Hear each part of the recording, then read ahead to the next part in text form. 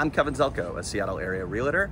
I'm here to give you a tour of Fremont, my favorite neighborhood in Seattle. Happens to be where I live as well.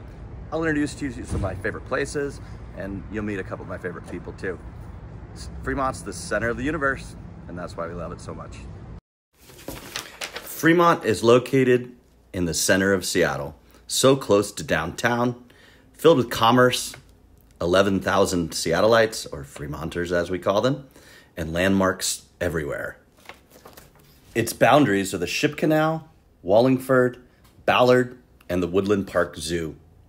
It has a long history known as a funky neighborhood with lots of wonder and art everywhere. It's such a blast just going for a walk anywhere down the streets of Fremont.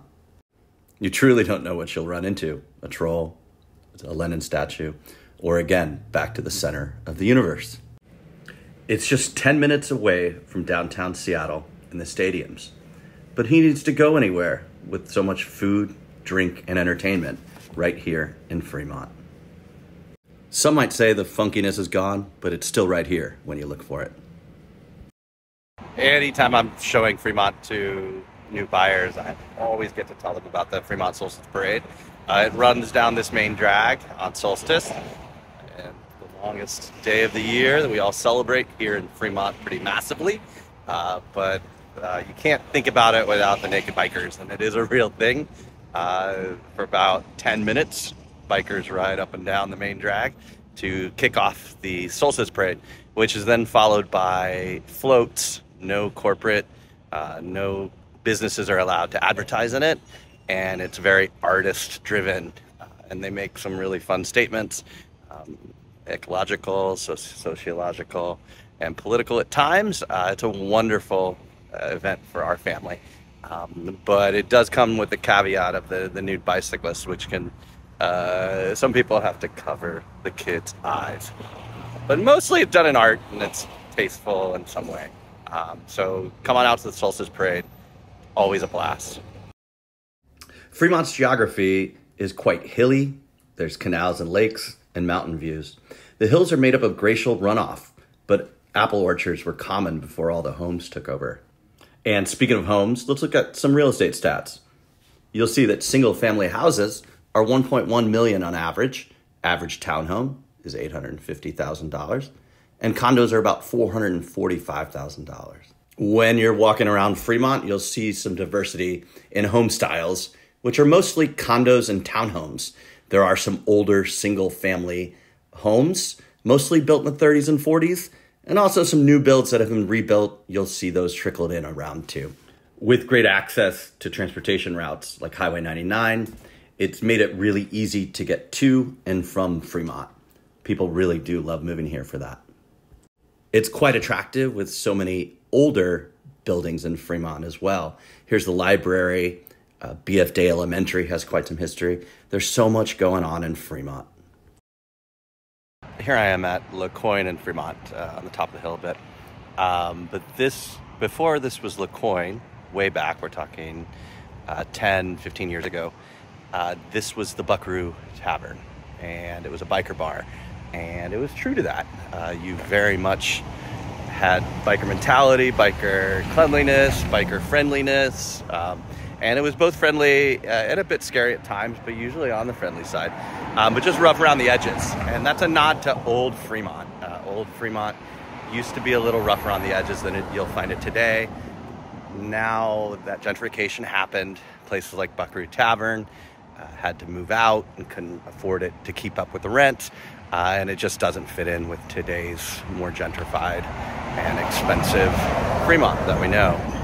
But the Buckaroo Tavern was quite fun, great pinball. I played a lot of pinball here and would come in here and you'd throw your peanuts on the ground, and it just was a little more rough on the edges than you'll find at fancy Le Coin, which has delicious French food. I spoke of views earlier. Great place to get them are at Fremont Peak Park. You have some brilliant views of Ballard, the canal, and also of the Ballard Bridge. You can tell if traffic's good or bad, by the way. You just need to look at the bridge and see if there's too many cars and then either go another way. Here you'll see the canal. Great place to watch boats and traffic. It's really fun down there. Here's the Woodland Park Zoo. There's a wonderful rose garden. Many people don't know about this place. Great place to take a walk, drink your coffee. And then there's a Woodland Park Zoo. My kids just love it. They love seeing the animals. Always art everywhere in Fremont, as I mentioned. It's such a wonderful place. Beautiful day down here on the canal. This canal separates the Queen Anne side from the Fremont side. It also connects the Puget Sound all the way to Lake Union, and you have the Fremont Bridge and the Aurora Bridge above it, behind it. This area is a really nice area. We like corporate buildings on this side. They have beautiful views. It's the edge of Fremont. And this is actually where Fremont begins on the other side over here. This canal used to be a tiny stream in the 1850s, 1860s. And soon after that was developed into the canal that connects the two bodies of water. That work was done by Chinese labor, and a sad historical piece, if you want to research it, is shortly after that this job was done, a lot of white Seattleites, who are our founders today, supported banishing Chinese labor from Seattle and ultimately pushing those communities away from the area. And it's a really sad history, and you can see many of the founders' names tied to some of the actions. And it's a sad bit of history. So whenever you see the canal, recognize the immigrants that did that work, and then were kind of punished for it after. Just a sad bit of Seattle history. You will find markets and grocery within the neighborhood, but my favorite part's the Fremont Market. It's such a great place to go shopping on Sundays. You will find anything there. I'm obsessed with commerce mixed into our housing, and Fremont does this quite well. There's brilliant coffee shops, breweries, I count 6, restaurants, bakeries, and amazing nightlife. It's quite easy to go out on a night in Fremont and find something to do, fill up your belly, get a drink. One of the newer things I've noticed is a bunch of bakeries have popped up in the neighborhood, either on Stone Street or Fremont Way. It's just amazing the choices you have now when you need to go out and get something fresh made from an oven by wonderful people. I pretty much find all my passions in Fremont. For example, the Georgian Dragon is one of the best places to watch soccer in the United States. I'll see you there for the World Cup. Fremont really does hold on to some of those funky roots while also having amazing cuisine all around the neighborhood. And keeping with my obsession of commerce in my living neighborhoods, I love that there's live music at the High Dive or over at Nectar almost every night of the week. And you can just walk in and see a random band play, or saunter to the Pacific End Pub and get fish and chips. Anthony Bourdain loved that place, by the way.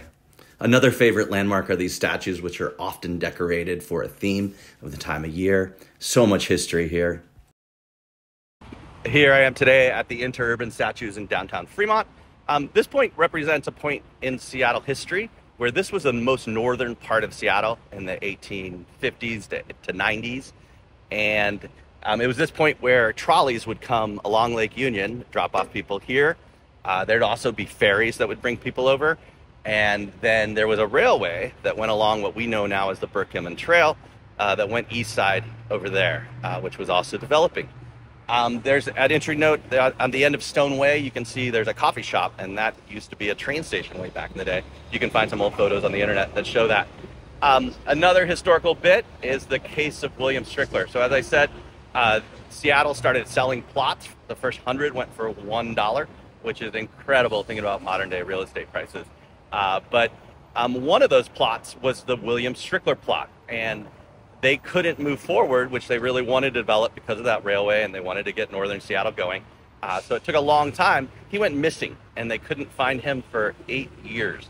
They reached out to family, nothing stuck. Kept trying to get a hold of him. He owned a massive amount of land, basically from Albion to 3rd to 39th, which is all of downtown Fremont today. And it just couldn't be developed until they got him. Well, after 8 years, the other landowners opted to auction off his land, and it went for $30,000, which the Denny family were the winners. Oddly, they sold it pretty quickly for $55,000, to someone from Fremont, Nebraska, which is where we get our name of Fremont.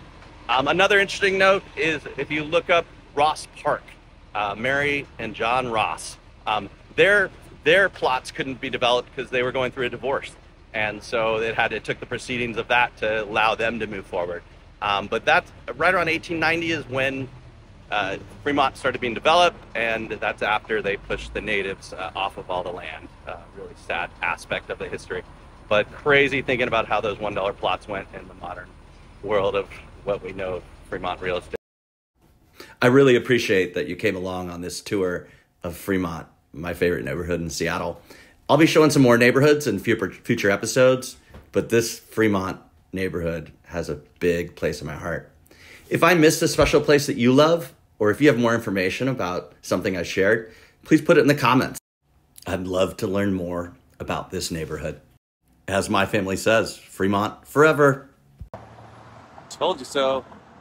A boy from Kansas coming to Fremont, Seattle. It happened. The Emerald City.